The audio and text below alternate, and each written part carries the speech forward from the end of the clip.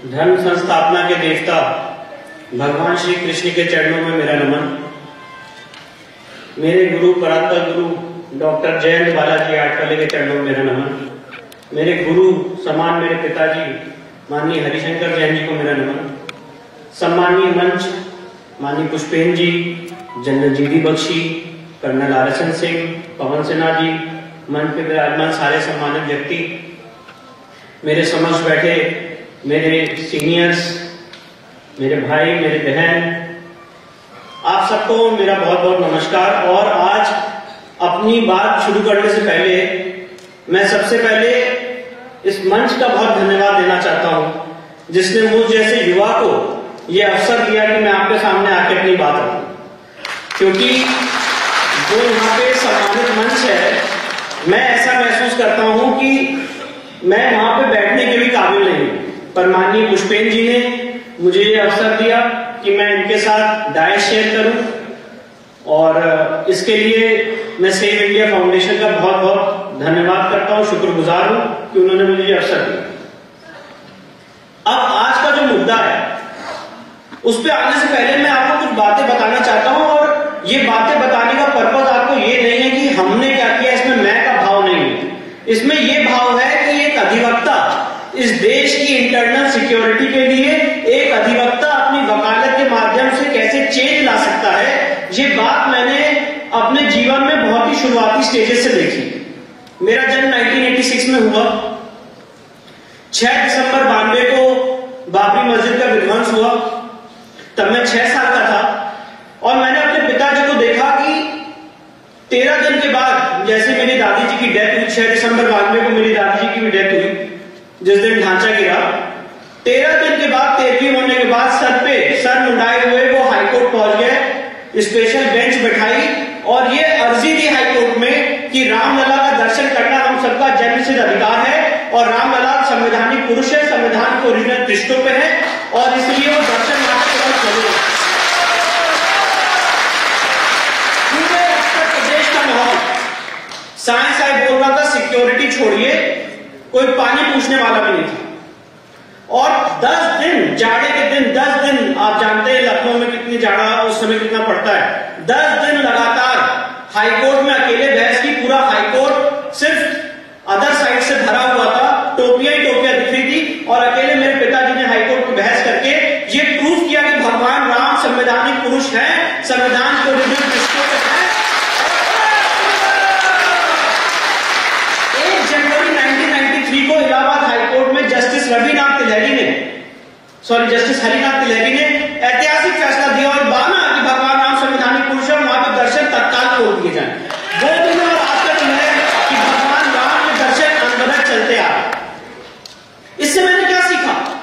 इससे मैंने ये सीखा, और वही दिन था 6 साल की आयु में मैंने डिसाइड कर लिया था कि मुझे वकालत के पेशे में ही आना।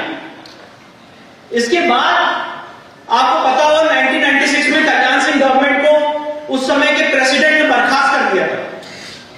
पहली बार हिंदुस्तान की लीगल हिस्ट्री में ऐसा हुआ कि किसी राष्ट्रपति शासन को किसी भी हिंदुस्तान की कोर्ट ने अवैध किया। और मेरे पिताजी ने उसमें आर्गुमेंट किया था, जस्टिस काटजू, जस्टिस बीएम लाल, जस्टिस ब्रजेश कुमार की बेंच थी। और खास बात ये थी कि मैं हमेशा उनके साथ जुड़ा रहता था, उनकी कोर्ट की हर एक बहस को सुनता रहता था। और उन्होंने बहस की और उन्होंने कहा कि गवर्नमेंट ऑफ उत्तर प्रदेश और गवर्नमेंट फॉर उत्तर प्रदेश में फर्क होता है। ऑफ को उन्होंने व्याख्या की और 3 जजेस की बेंच ने इलाहाबाद हाईकोर्ट के फैसला दिया और पहली बार हिंदुस्तान की कॉन्स्टिट्यूशनल कोर्ट ने एक प्रेसिडेंट प्रोक्लेमेशन को असंवैधानिक घोषित किया और सुप्रीम कोर्ट से भी वो केस सब जीते। और उसके बाद आज स्वर्गीय कल्याण सिंह ने उसके बाद ओथ ली। तो मैंने ये जाना कि एक वकील की ताकत इतनी हो सकती है कि वो अपने वाक्य से, अपनी रिसर्च से एक आदमी को चीफ मिनिस्टर भी बना सकता है। जब ये चीजें मैंने देखी, उसके बाद सन 2000 आया, जब सोनिया गांधी की इलेक्शन पिटीशन मेरे पिताजी ने बहस की। सुप्रीम कोर्ट में धुआंधार बहस हुई 5 दिन तक लगातार जस्टिस लाहौटी की बेंच में। और उन्होंने वहां पर भी यही कहा, सिटीजन ऑफ इंडिया और इंडियन सिटीजन में फर्क होता है। और जो आज का मुद्दा है आंतरिक सुरक्षा, वो उस समय उन्होंने पॉइंट आउट किया क्योंकि सेक्शन 5 ऑफ सिटीजनशिप एक्ट 1995 में ये व्यवस्था है कि आप शादी के आधार पे भी नागरिकता ले सकते हैं। तो उस समय उन्होंने पॉइंट किया कि इंडिया में डुअल सिटीजनशिप परमिसिबल नहीं है, इटालियन सिटीजन भी हैं ये, और इसलिए इनको इंडिया की नागरिकता नहीं मिल सकती है। She is only a Indian citizen, not citizen of India. जो आदमी यहां पे पैदा होता है उसके साथ ऑफ लगता है। For example Vishnu Shankar Jain son of Harishankar Jain, Harishankar Jain son नहीं होता है। तो इसीलिए उन लोगों को हमेशा इंडियन सिटीजन माना जाता है, और सुप्रीम कोर्ट की बेंच ने माना कि ये फोरेंसिक लॉजिक है, ये फोरेंसिक एबिलिटी है, and we appreciate the forensic point of the learned lawyer. और सोनिया गांधी के जो वकील थे सुप्रीम कोर्ट में, उन्होंने एक ही बात कही कि जो जैन साहब कह रहे सही है, इसको इस केस में डिसाइड नहीं करिए, नहीं तो पॉलिटिकल हैवक हो जाए। पर पॉलिटिकल हैवक हुआ। आगे चल के राष्ट्रपति ने, आप सब जानते हैं, उनसे उनकी नागरिकता पूछी। तो सवाल है, मैंने ये सारी चीजें उनसे सीखी कि कैसे एक क्रांति अपने देश के लिए सारी बातें आप ला सकते हैं कोर्ट के मंच पे, अपनी रिसर्च से, अपनी मेहनत से आप वो बातें लोगों के सामने रख सकते हैं। आंतरिक सुरक्षा के मुद्दे पे आप इतना काम कर सकते हैं। शांति सुरक्षा बल का निर्माण किया था, यहाँ पे बहुत सीनियर लोगों को पता होगा, जिसमें 50% हिंदू होने थे, 50% मुस्लिम होने थे। और शांति सुरक्षा बल को मेरे पिताजी ने चैलेंज करके अवैध घोषित करवाया, और यही बात रखी हाईकोर्ट के सामने कि जब ये फोर्स निकलेगी वो ये नहीं देखेगी, और जो बात मैं बोल रहा हूं ये ऑन रिकॉर्ड है, उन्होंने कहा कि जब ये फोर्स निकलेगी तब वो ये नहीं देखेगी कि जैन का बच्चा है कि श्रीवास्तव का बच्चा है, जैसा श्रीवास्तव थे, जैन का बच्चा है कि श्रीवास्तव का बच्चा है, वो देखेगी हिंदू का बच्चा है, भूल दो। आप हिंदुओं का मैसेकर कराना चाहते हैं। और वो ऐसे आर्गुमेंट्स थे जो मैं एक बालक के रूप में जब मैं बैक बेंच पे बैठ के देखता था तो मेरे रोंगटे खड़े हो जाते थे। सोनिया गांधी के केस में उन्होंने सुप्रीम कोर्ट के 3 जजेस के सामने कहा कि जनाब, मैं यहाँ पे अपने लिए कुछ मांगने नहीं आया हूं, मैं आपके सामने ये मांगने आया हूं कि जब कभी आगे ये देश गुलाम हो तो कोई ये ना कहे कि इस देश की जुडिशरी ने सही टाइम पे सही निर्णय नहीं लिया। और एक दिन ऐसा उन्होंने सुप्रीम कोर्ट के 3 जजेस के सामने कहा कि एक दिन ऐसा आएगा कि बेनजीर भुट्टो इंडिया में आके किसी शादी करेगी और कश्मीर पाकिस्तान को दे देगी। आप वो दिन देखना चाहते हैं? अगर वो दिन देखना चाहते हैं तो वोट कर दीजिए। तो जब ये चीजें मैंने देखी इस रिसर्च के साथ, इस मेहनत के साथ, 2010 में अपने पिताजी के हाथ बटाते हुए मैं वकालत के प्रोफेशन में आया, और भगवान राम की बहुत बड़ी अनुकंपा थी कि मेरे जीवन का सबसे पहला केस राम मंदिर का केस था, और भगवान राम ने मुझे अपना वकील बनने का अवसर दिया, उनकी सेवा करने का अवसर दिया। और राम मंदिर के केस, मैं ऐसा मानता हूं, हिंदुस्तान की लीगल हिस्ट्री में बहुत बड़ा टर्निंग पॉइंट है। और ये जितने लिटिगेशन हो रहे हैं, इन सबका बहुत बड़ा मूल राम मंदिर के केस में है। और राम मंदिर के केस का अगर आप पैरा 116 पढ़ेंगे तो उसमें सुप्रीम कोर्ट के 5 जजेस ने ये कैटेगोरिकली होल्ड किया है कि मंदिर बनाने का जो संकल्प है वो अमर है, वो अमिट है। आज यहाँ पे काशी विश्व, आज मैं यहाँ काशी में खड़ा हूं, हम सबको पता है कि औरंगजेब ने यहाँ पे आदि विश्वेश्वर ज्योतिर्लिंग को विध्वंस कर दिया, और अभी यहाँ पे हमारे सम्मानित कर्नल RSN सिंह ने कहा कि सनातन कभी मिटता नहीं है। वही बात, वही भाव पैरा 116 में राम जन्मभूमि के केस में सुप्रीम कोर्ट ने कहा है कि मंदिर बनाने का जो संकल्प होता है वो अमर है, वो अमिट है। कोई भी आक्रांता उसको तोड़ दे, डिमोलिश कर दे, वो संकल्प अमर रहता है। नदी में बह जाए, बाढ़ आ जाए, हिंदू लॉ सुप्रीम है, और हिंदू लॉ ये कहता है कि अगर कोई संपत्ति देवता की है तो वो हमेशा देवता की संपत्ति रहेगी समय के अंत तक। तो अगर हम ये प्रूव करते हैं कि कोई जगह इतिहास में मंदिर थी और उसको डिमोलिश करके मस्जिद बनाया गया है, तो वो कभी भी वैलिड मॉस्क नहीं हो सकती है, ना कोई इस्लामी स्कॉलर ऐसा कह सकता। तो सवाल ये है कि इन सारे भावों के साथ, इन सारी बातों के साथ जब मैं प्रोफेशन में आया तो हमने एक इंपॉर्टेंट पिटीशन सुप्रीम कोर्ट के सामने दाखिल की, और वो पिटीशन अभी विचाराधीन है। और उसके कुछ बैकग्राउंड मैं आपको दूंगा बहुत जल्दी, मैं भी अपनी बात को समाप्त करूंगा, क्योंकि आपसे ज्यादा मैं भी इस सम्मानित मंच के जो बड़े बड़े वक्ता उनको सुनने के लिए आतुर हूं। सेक्शन 40 वक्फ एक्ट का बहुत इंपॉर्टेंट है। आप सबको जान के हैरानी होगी कि आंध्र प्रदेश हाईकोर्ट ने नोट किया है कि डिफेंस और रेलवे के बाद जो सबसे ज्यादा जमीन है वो वक्फ के पास है। की है तो वो वक्फ की है। वक्फ एक्ट को हमने एक्सटेंसिवली सुप्रीम कोर्ट में चुनौती दी है और उसका एक सेक्शन आपके सामने मैं पढ़ के बताना चाहता हूं और आप सब उसको बड़े आराम से समझेंगे और मैं उसको एक्सप्लेन करूंगा कि ये प्रोविजन आज की इंडिपेंडेंट इंडिया में, आज की संवैधानिक इंडिया में हिंदुस्तान की पार्लियामेंट ने पास किया और हम चुप हैं, इसके लिए हमें संगठित होकर आवाज उठानी चाहिए। और वो प्रोविजन क्या है वो आपके सामने रखा हूं, सेक्शन 40 वक्फ एक्ट का। और माननीय पुष्पेन जी इसको बहुत अच्छे से आपको और समझाएंगे। इसमें वक्फ बोर्ड को पावर दी है, where the board has any reason to believe that any property of any trust or society registered in pursuance of the Indian Trust Act 1882 or under the Society Registration Act 1860 or under any other act is a Waqf property. The board may notwithstanding anything contained in such act hold an inquiry in that regard to such property, and if after such inquiry the board is satisfied that such property is a Waqf property, call upon the trust or society as the case may be either to register such property under this act as Waqf property or show cause why such property should not be registered, provided that in such। तो इसमें section 40 में वक्फ board को power दे दी कि वो किसी भी संपत्ति को वक्फ संपत्ति घोषित कर सकता है, including the property of a trust और सोसाइटी। मेरा सवाल ये है कि क्या ऐसी कोई पावर ट्रस्ट को दी है? अगर कोई हिंदू ट्रस्ट है या कोई सोसाइटी है तो उसको ऐसी पावर दी है कि वो किसी भी प्रॉपर्टी को वक्फ प्रॉपर्टी घोषित कर सकता, अपनी प्रॉपर्टी घोषित कर सकता। ये एक्सक्लूसिवली पावर वक्फ बोर्ड को क्यों दी है? और आप सब लोग जान के शॉक हो जाएंगे, ताजमहल को इसी प्रोविजन को अप्लाई करते हुए वक्फ बोर्ड ने वक्फ संपत्ति घोषित कर दिया और इस समय archaeological survey of India in appeal है बिफोर द सुप्रीम कोर्ट।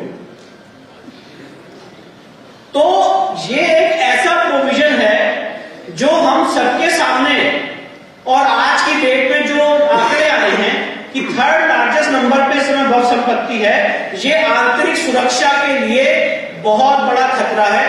आप सबके माध्यम से, सम्मानीय मंच के माध्यम से हम सबकी अपील रहेगी, डिमांड रहेगी कि भारत सरकार इस पर ध्यान दे और जो भी उचित कदम हो सकता है इसको उठाए, क्योंकि ये हमने सुप्रीम कोर्ट में भी चैलेंज किया, ऑन रिकॉर्ड बात कही है, ये प्रोविजन क्लियरली डिस्क्रिमिनेटरी, पूरा का पूरा वक्फ एक्ट डिस्क्रिमिनेटरी है। उतना समय नहीं है यहां पे बताने का, पर मैंने उसको एक्सप्लेन किया बहुत सारे डॉक्यूमेंट्रीज के through.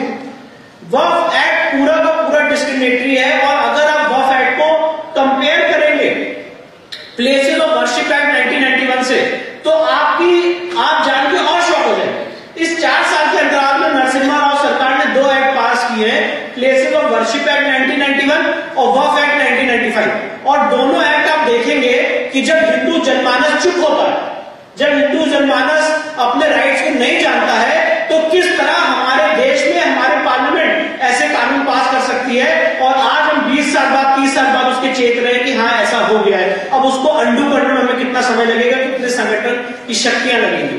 Places of worship act 1991 में सेक्शन 4 में यह व्यवस्था की गई कि 15 अगस्त 1947 को जिस धार्मिक स्थल की जो स्थिति थी वो वैसी रहेगी और उसको रेस्टोर करने के लिए कोई भी लॉ सूट, कोई भी केस फाइल नहीं हो सकता है और उसमें अयोध्या को एग्जेप्ट किया।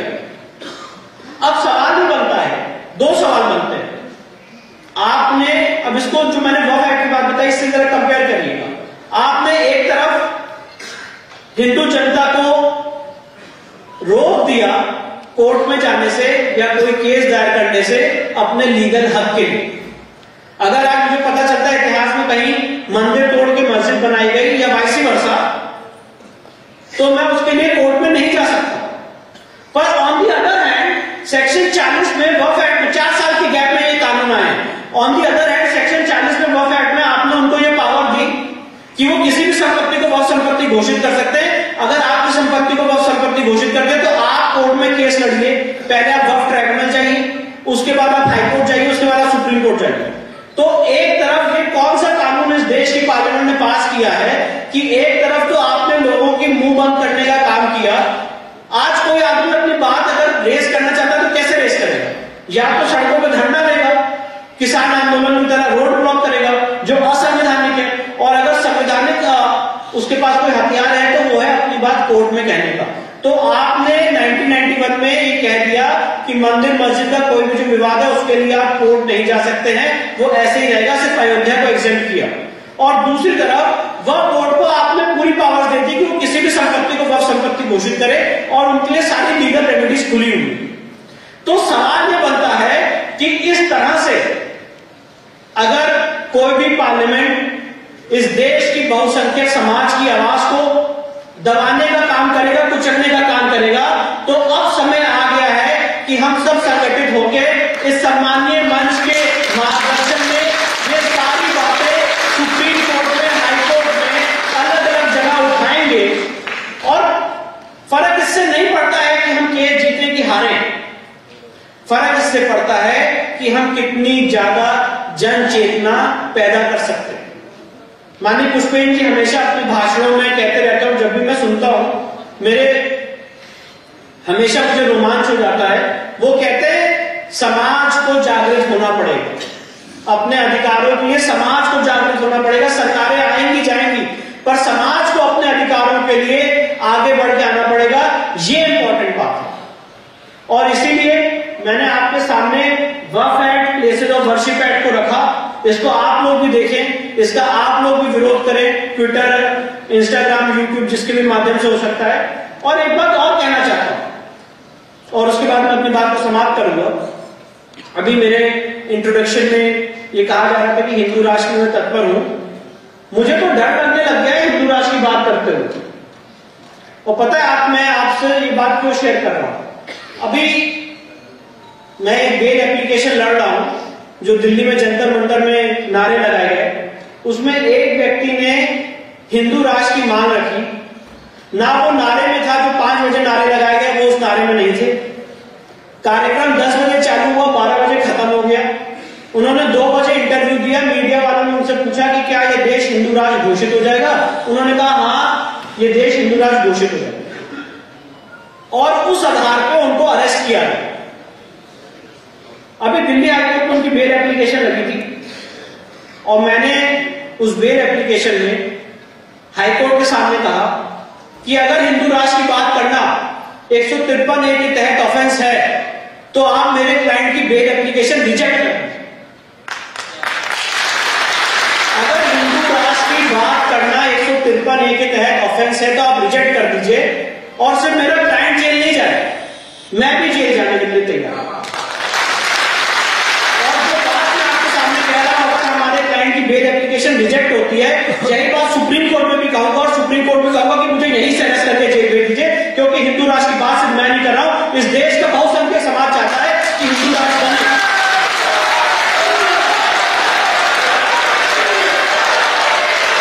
हिंदू राष्ट्र की बात करना कभी भी ऑफेंस नहीं हो सकता, क्योंकि हिंदू राष्ट्र का मतलब नहीं होता है कि हम किसी को मारेंगे, काटेंगे, कत्लेआम कराएंगे। हिंदू राष्ट्र का मतलब होता है एक आध्यात्मिक राष्ट्र, एक ऐसा राष्ट्र जो राम राज्य की परिकल्पना को लेकर चलता है। जैसे कि अभी कर्नल आर.एस.एन. सिंह ने कहा कि धर्म और रिलीजन अलग होता है और धर्म को डिक्शनरी में अलग से डिफाइन किया गया और आप इस देश के समाज को सेकुलर होने के लिए मजबूर नहीं कर सकते। सरकारें सेकुलर होती, लोग सेकुलर नहीं होते। मैं ये मानने के लिए बात नहीं हूं कि सर्वधर्म समाज, मैं मानता हूं कि मेरा ही जो धर्म है वो सुप्रीम है और दूसरे आदमी को भी इजाजत है कि वो माने उसका धर्म सुप्रीम है। सरकारें सेकुलर होती, लोग सेकुलर नहीं होते और इसीलिए आज आपके सामने ये मौका मिला कि मैं अपनी बात रखूं, आपके सामने इंटरनल सिक्योरिटी ऐसे इतने इंपॉर्टेंट इश्यूज को डिस्कस करूं। सेव इंडिया फाउंडेशन का, माननीय पुष्पेंद्र जी का, जीडी बख्शी का, आर.एस.एन. सिंह साहब का, डॉक्टर पवन सिन्हा साहब का, सबका बहुत बहुत धन्यवाद। उन्होंने ये अवसर दिया और आप सबके सामने आके अपनी बात रखने के लिए मुझे भी अपॉर्चुनिटी दी। आप सबका बहुत बहुत धन्यवाद। मुझे प्यार से सुनिए।